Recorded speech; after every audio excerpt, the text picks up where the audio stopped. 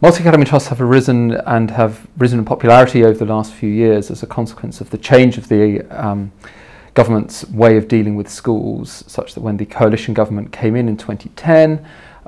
we had a few academies, but largely standalone sponsored academies at that point. With the rise of the coalition and the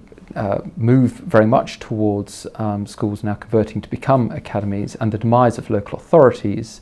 this has led to groups of schools coming together, and in particular strong schools then wanting to become a sponsor in their own right. In addition to that, we also have a significant number of larger trusts, many of which were established under the old government, so for the sponsored academy projects, but they have grown quite significantly over the last few years as a means of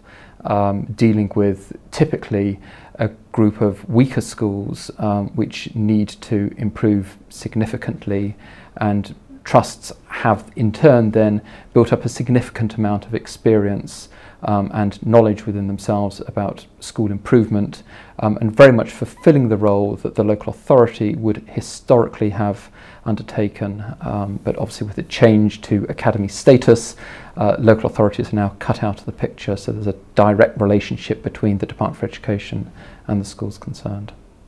The Department for Education over time has changed its views with regard to multi-academy trusts, and they originally were very keen to secure the growth and to secure the traction of the Academy's programme.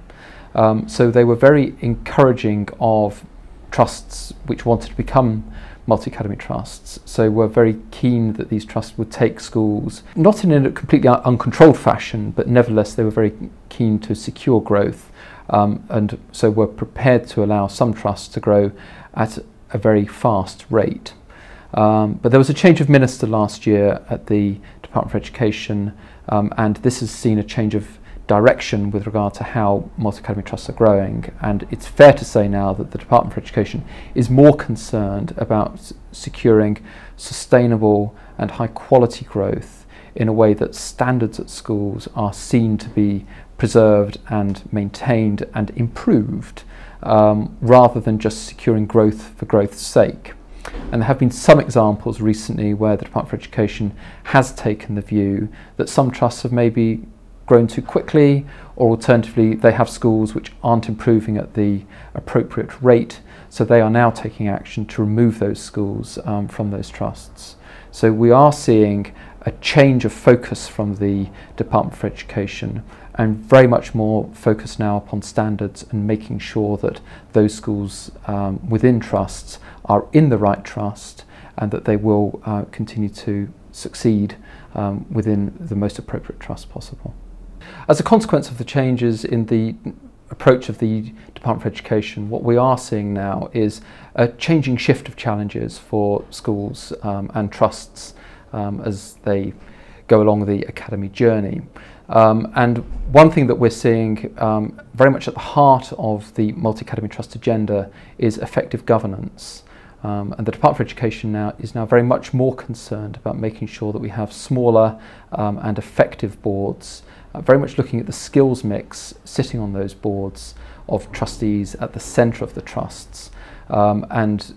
the Department for Education has recently said that they would expect that a board would ideally have 6 people sitting on it. Now I think from our point of view we think maybe 6 is a bit too small, but nevertheless one needs to be careful that people who are sitting around the table are actually adding something to the work of the trust, and that one of my clients has said that there's no such thing as a wasted seat on these boards, so it's very much looking quite closely at what those people are doing and making sure that you've got the right skills mix. So whether it's you need to have educational experience, financial experience, legal experience, HR experience, those sorts of aspects are all critical sitting at the centre of a board.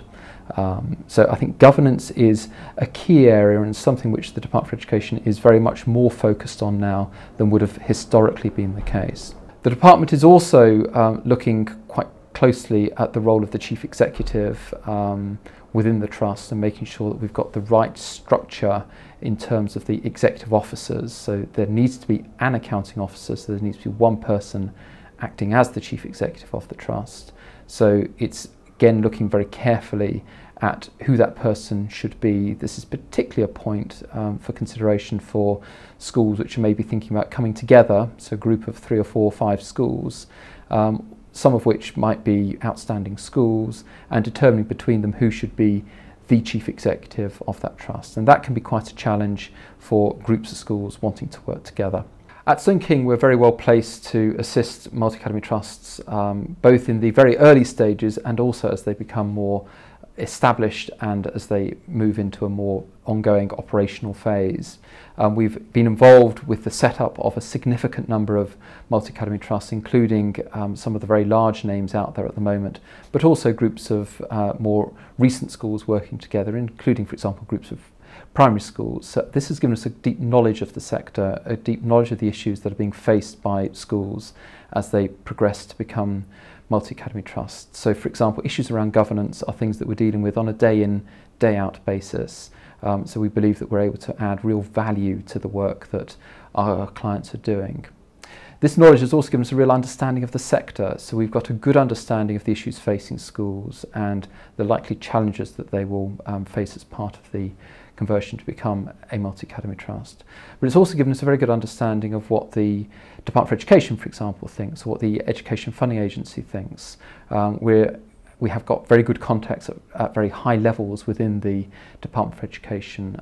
and that enables us to provide a real value and a real value add for our clients, that we're able to say that if there is a problem, we usually know the right person to ask to deal with those issues to minimise the impact for our client.